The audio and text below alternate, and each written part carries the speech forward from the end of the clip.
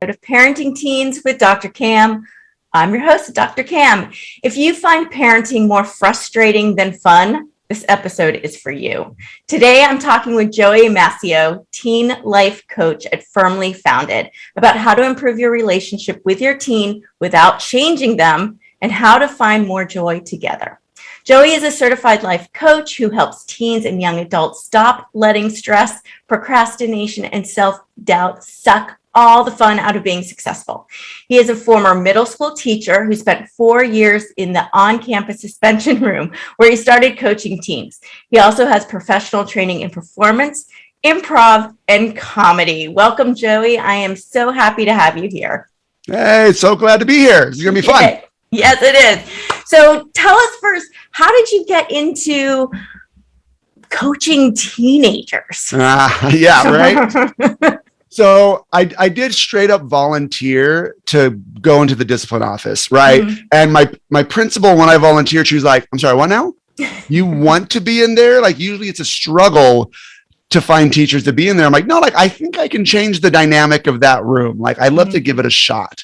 And that's really where I started beta testing, just kind of like counseling and coaching teens. And then during that process, I got my life coach certification, and everybody is always asking, all right, so like, what's going to be your niche? Who are you going to work with? And I'm like, you know what?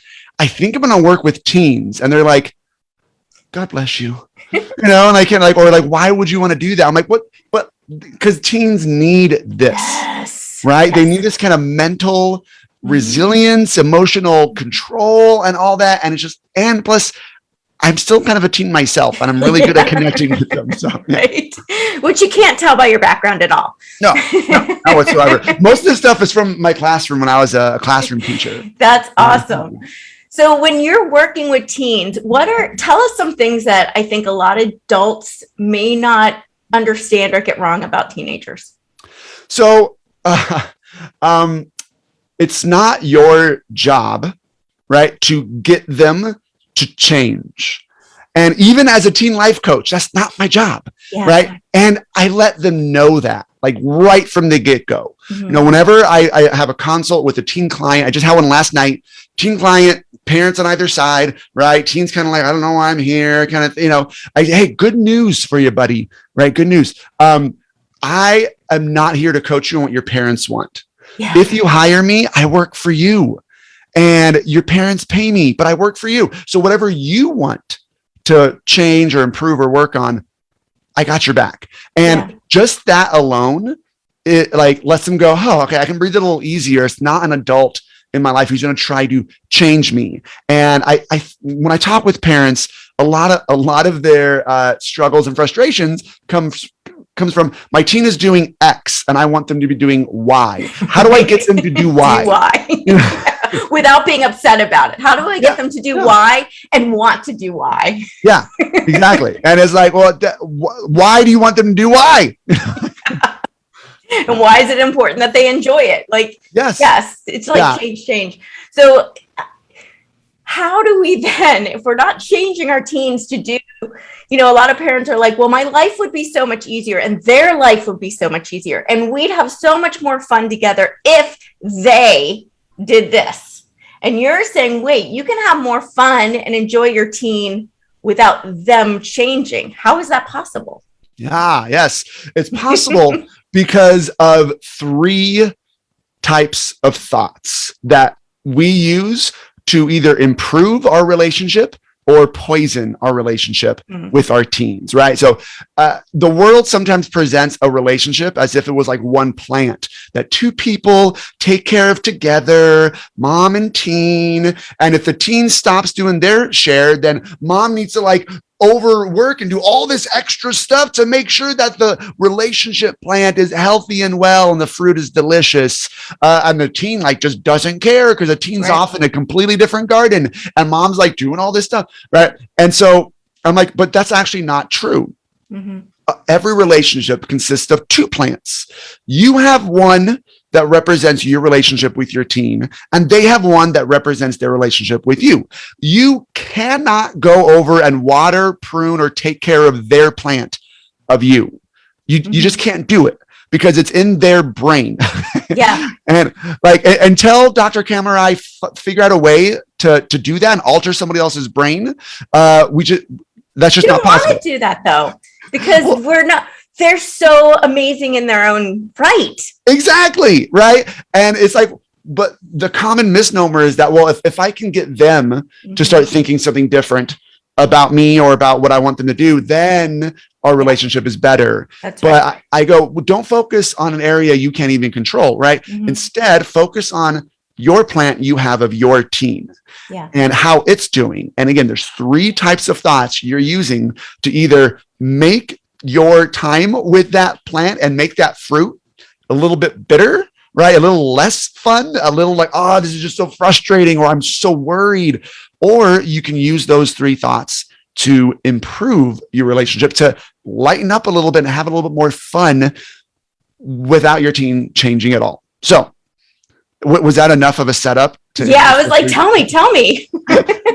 So first, it's what you think about your teen, what you think about yourself as their parent, and what you think your teen thinks about you. None of those thoughts, notice, is what your teen thinks. Just to be clear, it's what you think about your teen, what you think about you as their parent, and what you think they think about you. One or all of those 3 thoughts might be making your time with your teen less fun, more frustrating, and more worrisome. So I'll give you an example, right? So an example of what you think of your teen was, you know what, they're just not trying hard enough, or they're just not very grateful for something. I talked to a lot of parents. I just wish they were more grateful, and I'm like, man, those thoughts are really going to just poison your relationship plan with them. Right. And then a thought about yourself. I don't know how to reach them. Right. I just so fed up with them doing yada, yada, yada. Right. That's a thought you're choosing. I'm just fed up, and so if you're having those thoughts, that's kind of poisoning the plant. And this is the one that gets super like meta and people are like, wait, what now? But it's what you think they think about you. My teen doesn't love me. My teen thinks I'm a horrible parent, or I'm annoying, or I'm too controlling, or all this. And if your brain goes, but Joey, my teen has told me to my face that they think I'm controlling. They think I'm that. And I'm like, does that mean then that you have to be thinking that thought? Does that mean that like what they say is the only way they think about you? Or are there other thoughts that your teen probably has about you that you could focus on instead and bring to the front of your mind? Like, you know what, they still love me, or they know that I just want the best for them, or they think that I'm doing the best that I can, right? All those thoughts are probably there too, but your brain brings the negative one to the front, right? Because you're like, but I got evidence for this one, so I'm going to think this, but it doesn't help you at all. So by changing 1, 2, or all of those types of thoughts, you can instantly improve your relationship with your teen and have more fun while doing it. Yeah. I think too, when your teen says something to you, I think a lot of parents are just like, well, fine, just whatever. And I'm just a terrible parent and whatever, rather than going, what information are they giving me? Because a lot of parents come and they say, I don't know what my teen wants. And I'm like, your teen has told you over and over and over again what they need from you, and you're not hearing it, which is like, I want to be heard. That's a big one. I hear parents that teens say something like, I hate my dad. And when you get down to it, they love their dad. They hate the way they feel rejected by their dad. Right. So it's like, I love where you're thinking, where it's what your teen thinks about you. But I think we go into a place where we can't do anything about it, rather than here's really good information about how to improve my relationship. Yeah. Yeah. That's spot on. I love that. And I started doing this as a middle school teacher, and it was the same student, right? What people might call, like a trouble student, or that student, right? And teachers are like, oh man, when he walks in, I'm just grateful when he's absent kind of thing, right? Or whatever. And I'm like, well, they're in my class too, or I hang out with them in the discipline office very often, right? And my relationship with him is great. And the other teacher would want to be like, oh, well, that's because, and then they want to like explain it away. And they're like, he's just very disrespectful in my room. And I'm like, right there, he's just very disrespectful, right? Or, that is just a poison to your relationship with them. Like, why would you want to think that? And then the other teacher would be like, well, because like of the things he does, he leaves his hat on in my class, or he talks while I'm talking, or this and that. I'm like, who says that's disrespectful? It's just your brain saying this is him being disrespectful. Yeah. What if that's him being a teenager? Like, maybe, does that just allow you to love them a little bit more? Yeah. Right. It doesn't mean you have to let them talk or let them wear their hat or whatever. Right. But it will just change the way you connect with them.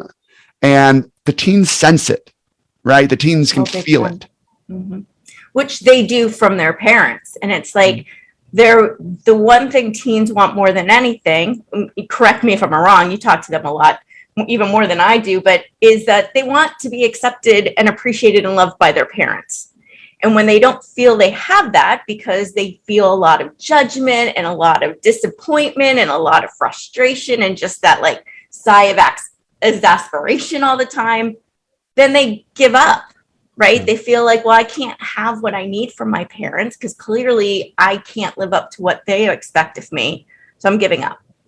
Yeah, no, I think that's 100% spot on. And a lot of parents might be thinking right now, well, no, I think they want to be accepted by their friends, and by all, like that's their main thing in their life right now, and it's like, well, I mean, who do they probably spend either more time with or or who has spent most of their life with, right? Even if they're not spending as many hours with you as they might be then at school or with their friends or whatnot, you are still a very, very big part of their life that they really, really want to feel connected to and to feel acceptance from.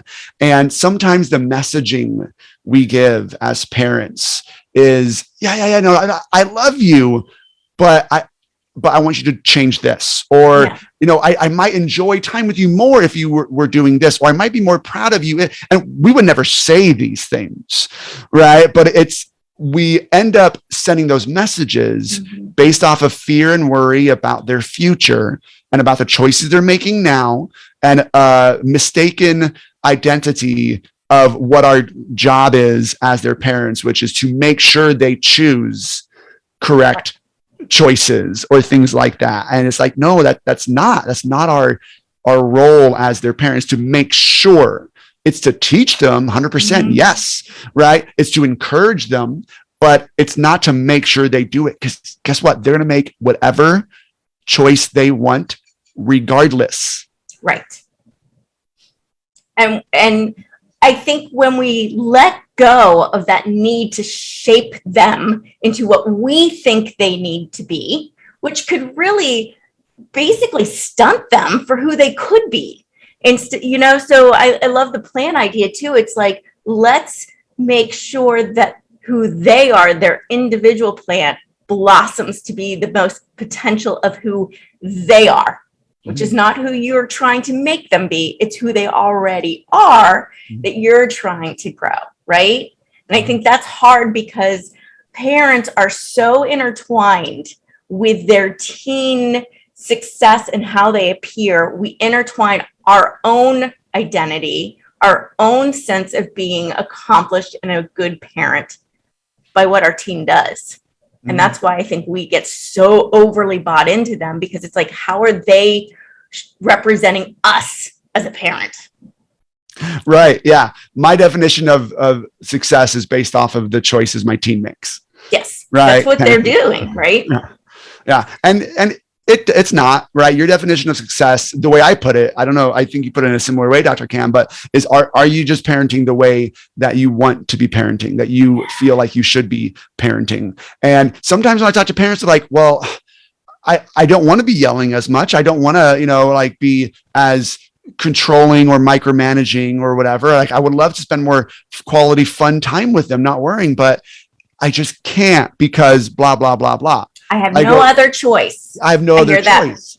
Yeah, I need to. Or they go, well, I just can't let them do whatever they want, Joey. Like, come on. Like, I need that. Like, I need to be a good parent by enforcing rules and all that. I'm like, well, yeah, I'm not saying you shouldn't enforce rules. Guys, I was in the discipline office. Right. Right. I was getting the kids who just were not enforcing rules in a classroom sent into my room. And their main thought is, yeah, no, F you. I'm not going to enforce these rules either because I'm in a bad mood right now. Yeah. Right. But by me being like, hey, yeah, dude, you are welcome to walk out of this door.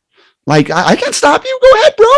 Right. Like, that was sometimes my first sentence when they're like, I'm not going to stay in here. I'm like, dude, feel free to walk out. Right. Go. Like, I literally can't stop you. But if you do, I do have to just call campus supervisors and they have to find you. Right. And like bring you back, so like go ahead. And then sometimes like I just call the parents and say, hey, they're not cooperating. And then they go, oh, but why would you do that? Because that's just my job, bro. Right? It has nothing against you, but feel free to make whatever choice you want. And that always lets them feel more free to do. And when they feel more free, like, wait, like you're telling me I can leave? Yeah, you can. I literally can't stop you. Then they all of a sudden don't feel magnetized to that choice, right? They don't feel drawn to it. We're like, well, when I'm telling, no, you must stay here. Well, no, I mustn't. I'm leaving. Forget that. It's the same thing with parenting, right? Where they're like, you must be home at curfew. You have to. And if you don't, also, and then they're like, well, forget you, mom, right? Like, I'm going to go do whatever I want. But it's like, hey, I expect you to be home at midnight. If you're not home at midnight, like, and you're always free to not come home at midnight. Like, I can't control you when you're out. But if you don't, there'll be the following consequences. And that's all. The drama free. Yeah, following. And that's it. I still love you. I'm just going to force these consequences where, you're going to be, you can't go out for a couple of days, or, your phone is going to stay with me for a while, right? Or whatever it is. That's just what's going to happen. But hey, I'm still going to love you, and you're still free to choose whatever you want to do. Yeah. And I think what's important there too is one of the things that I struggle with consequences, and I feel like it's just another word that we've used to soften the word punishment, because we know punishment doesn't work, and consequences is the same damn thing. Like, it really is. That's true. Because it's a way of controlling and trying to manipulate them to do what we want to do, because we create false consequences to right. So I think in a way, when you were saying with the teen leaving, like, that was a natural consequence of, if he leaves, this is what you have to do. Go for it. But so it's like, now he has a choice. He can choose to either do what won't get him into trouble, or do what gets him into trouble. No one's forcing him, right? Yeah. So I think kids can sometimes see through the veiled, like, I'm going to enforce these to control what you do, rather than understanding these are there to protect you. Yeah. Right. And help you learn. So how do you distinguish between the two when it's trying to change them versus trying to guide and protect them? It's all about your perspective on what it all means, right? What you're trying to do. I call it parents giving their kids the illusion of choice.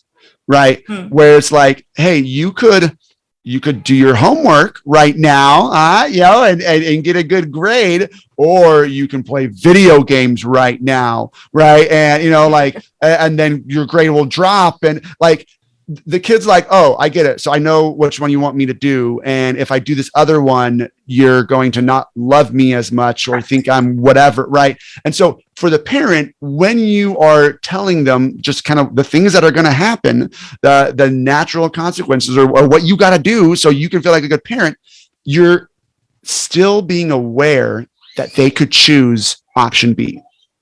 And you're get to a place where you're okay with them choosing option B, playing video games by instead of doing homework, right? Coming in late from curfew, doing these things that you don't want them to do. When you're okay with the thought, with the possibility of them actually making that choice, you're like, yeah, no, they could totally make that choice. When I give that choice to the kid who comes into the discipline office. I don't say, no, you could totally leave if you want, but oh my goodness, when you get back, there'll be hell to pay, or oh my goodness, that's going to ruin this relationship, or I'm going to make things harder on you. Now I'm trying to control him. Yep. Right? Now I'm trying to make sure he doesn't step out of that door, because I'm making it mean something about me. Well, dude, what's my principal going to think? Right. Yeah. If I let this kid just walk out, and so now my own emotions of what it means about me is all up in my head. And now I'm going to show up a lot more angry, right? With him. And no, don't leave. I'm going to call that campus supervisor. He'll just bring you right back. Right. That's the illusion of choice. But when we actually offer them a real choice, both options don't affect us as their parent, and we are showing them that, hey, my feelings about you aren't going to change either way, no matter what you choose. I might take different actions, but that doesn't mean my feelings about you change. Yeah.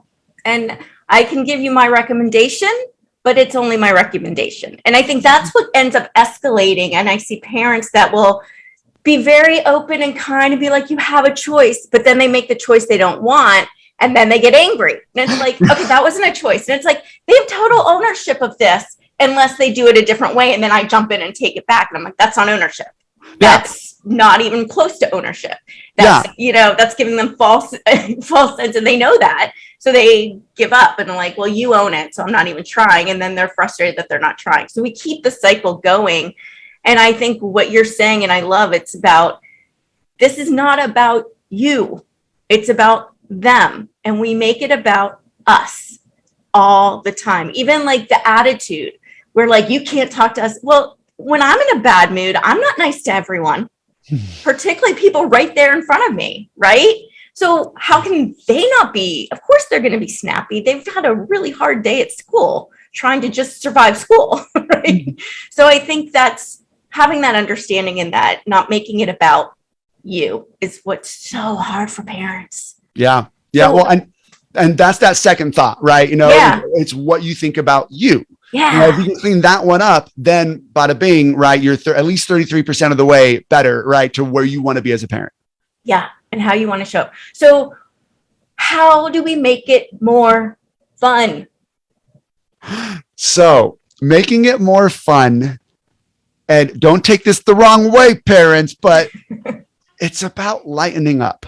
Yeah. And you lighten up by not catastrophizing their future, not being like, oh my goodness, if they get a C in math, or I'll just go to the worst case. If they fail math, their future is ruined.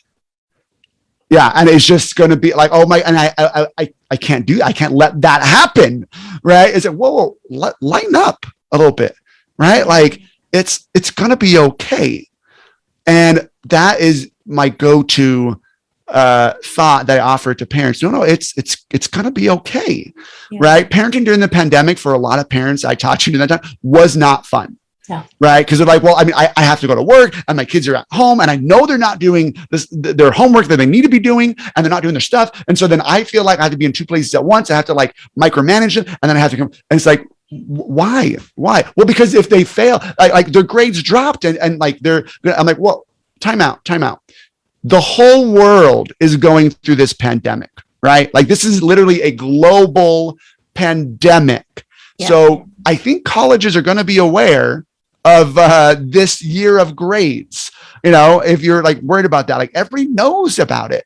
And parents painting their future being like, well, then if grades don't matter, then fine. But this means that if they can't learn to self-motivate, then they're never going to be successful in life. I'm like, slow the reins, like pull back on the reins a little bit, right? What do you mean they're never going to, right? Like you're doing what the teens do by going to hyperbole and being like, well, then they're never going to. And so it's like, when we lighten up, we are able to show up the way we want. And that's why I love my background in comedy and improv, because you learn to just go with the flow. Whatever they bring up, whatever actions they take, you're like, all right, hey, that's great. That's a great addition to this scene, right? Let me just add to it. It's the whole yes and principle. It's the number one rule of improv. Are you familiar with that? Yes, I am. Yeah. But tell everyone, tell everyone what that is and how do you apply that? It's great. Yeah. Number one rule of improv is yes and. So yes means you're agreeing with what the person's adding to the scene, and means you're going to add more information to it, which means if I'm doing improv with somebody and they're shivering and they're going, oh my goodness, it's raining, I don't go, no, it's not raining. I just spit. Ha ha ha. Isn't that funny? Right. It always makes it so awkward, right? Yeah. But yes, and is somebody goes, oh man, it's raining. And I go, oh dude, it's like raining cats and dogs and sucks for you. You forgot your umbrella, right? Like boom. Now the scene can continue and flow, right? Everybody's feeling validated in that. It's the same thing when we parent our teens, right? The actions they're taking, whatever it is, yes, and it, you accept who they are, what they did, right? And you can just add more information. It's not a yes, but, right? It's not a but you should be doing this, or you should be, whatever, right? It's like, for example, and this is a big one that a lot of parents talk about, porn, right? You find out your child is looking at porn, and you're like, Joey, I'm not going to yes and that. Like what? That's cray. And it's like, well, but most parents want you like, no, but it, right? Oh no, you can't do that. Oh, what's going on? Your future is ruined. Relationships. Yeah. Relationships are going to be, but instead you're like, oh yes, my teen is looking at porn.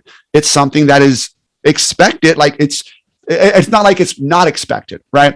It's something that teens are curious about. And yeah, they're going to be looking at porn.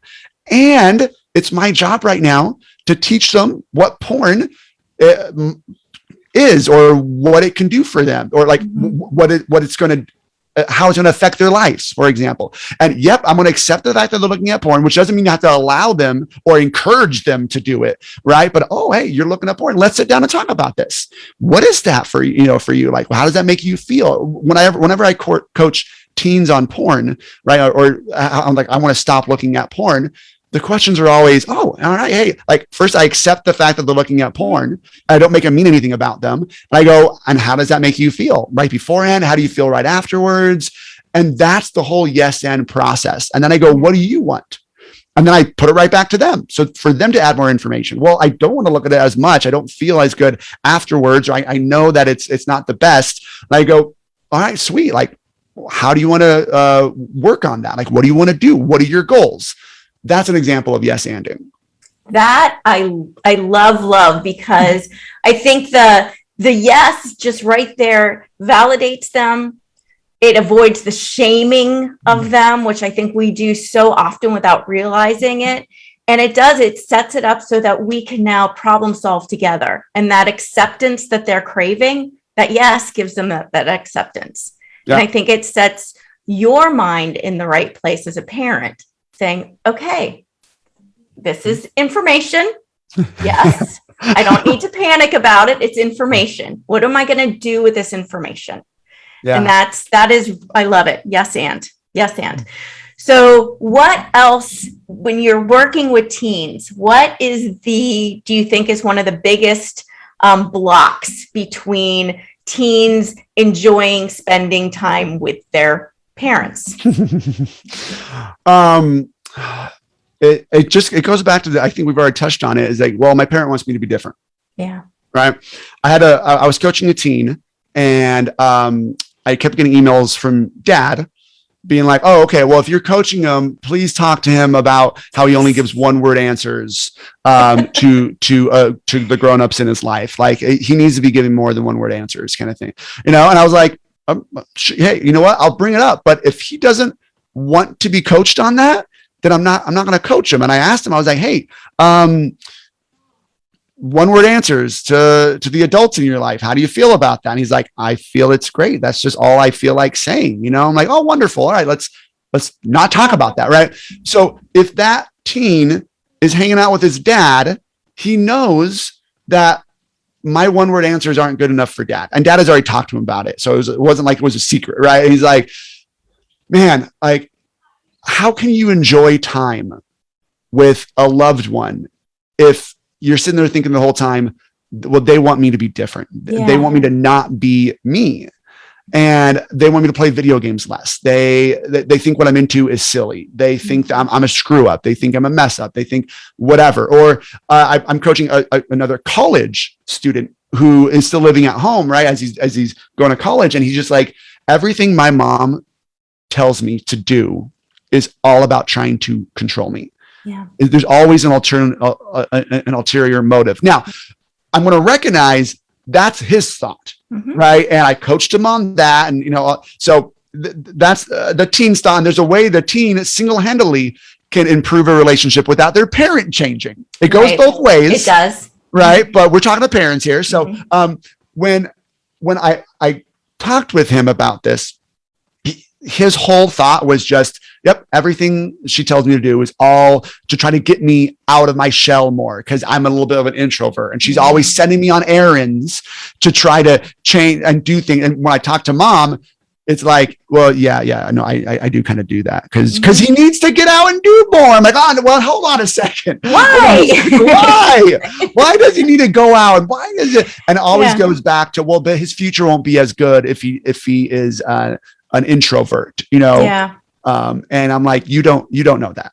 No, there's a lot of really, really successful introverts. Yes. And I find it interesting too that we have, and I think it's just because we get pounded this idea of like good grades, graduate, good school, good job. And what kind of cracks me up in a way, I guess, is a lot of the people that are pushing this are absolutely miserable in their jobs. And it's like, so we are sitting there pushing our kids to do what? Something that makes us miserable? Why are we doing this? And it's like, well, they want to be a YouTube star. Well, great. There's a lot of stuff like that that's out there. Like the possibilities are beyond our comprehension. So why are we trying to box them into what little stuff we know when the possibilities are so much greater than that? Yeah. That's kind of where I'm coming from. I'm like, you're not helping, you're holding them back.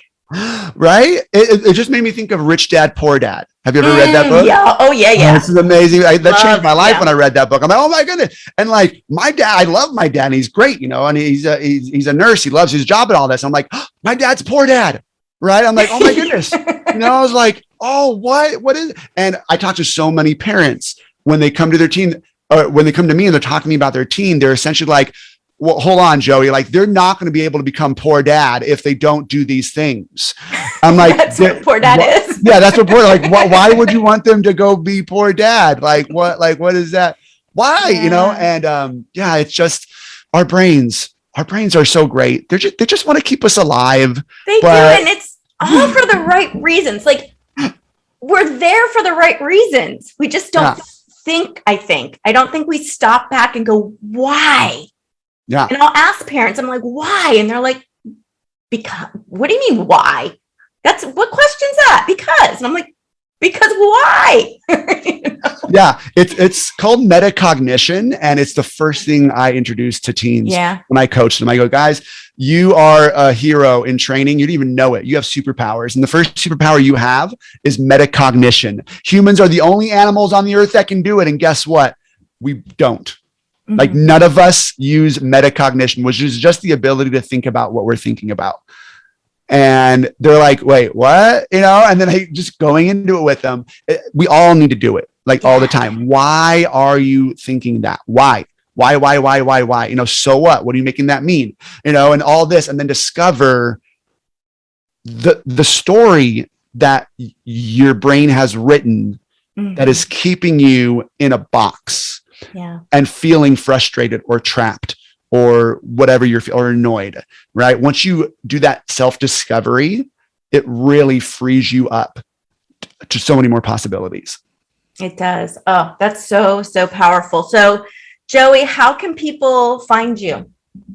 Firmlyfounded.com. So that's my coaching company that me and my really, really good buddy, Ben Pugh, I know you had him on recently. He's been on, yep. Yeah, he's great. And a couple other really, really great, phenomenal teen life coaches. We created Firmly Founded as a place for teens and their parents to receive help and coaching and get training in that superpower, metacognition. And I run the Firmly Founded Teen, which is the teen membership portion of the company.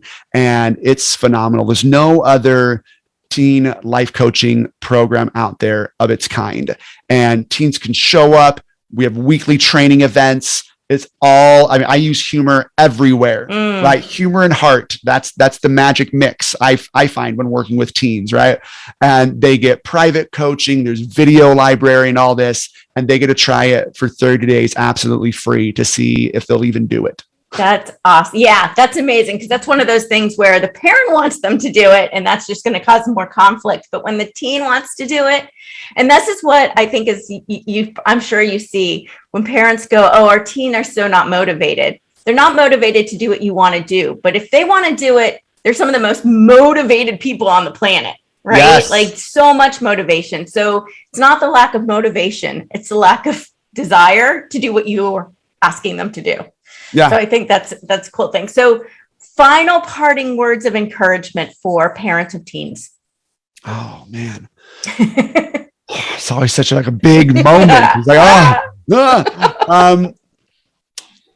you can have fun with your teen and let them be who they are. Even if the choices they're making are different than the ones you want them to make, you could still have fun and love them by thinking my kid's going to be okay. I promise you this, your kid is going to be okay. Thinking otherwise is just going to muck up the gears in your head and in your heart. So your kid's going to be fine. I love that. Thank you, Joey. I'm so grateful you could join us today. Yeah, thanks for having me. And thank you, parents, for taking time out of your busy day to spend with us. If you want to learn more about how to help your teens thrive, you can grab my top 10 parenting tips at askdrcam.com/parenting tips. Finally, if you enjoyed this episode and the helpful strategies Joey shared with us, please take a quick moment to rate and review. This helps other parents like you find this show. I encourage you to share it with a friend as well. In the meantime, have a peaceful, positive, calm day.